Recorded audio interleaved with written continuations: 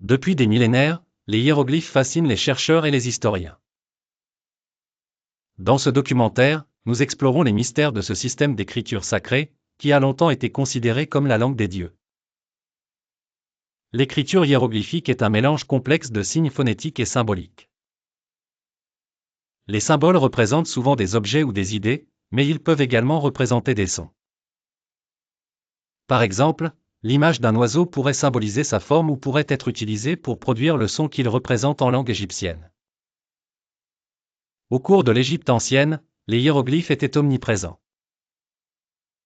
Graver des hiéroglyphes sur les temples et les stèles n'était pas simplement une question de décoration.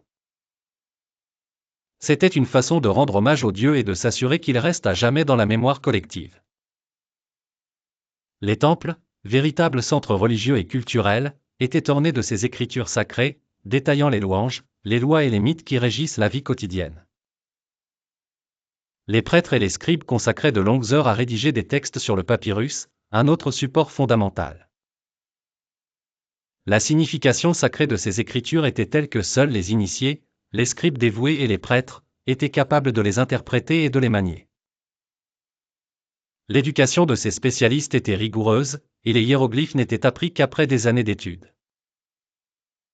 Avec le temps, l'art du déchiffrement des hiéroglyphes s'est perdu, jusqu'à ce que la pierre de Rosette, découverte en 1799, serve de clé pour redécoder cette écriture complexe.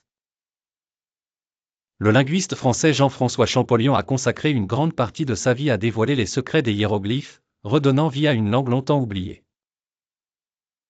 Aujourd'hui, de nombreux archéologues continuent d'étudier ces inscriptions, espérant toujours en découvrir un peu plus sur les coutumes et les croyances de l'Égypte antique. Les hiéroglyphes ne sont pas seulement des traces du passé, ils sont le témoignage vivant d'une civilisation qui, à travers les siècles, a su évoluer tout en maintenant une connexion spirituelle avec le divin.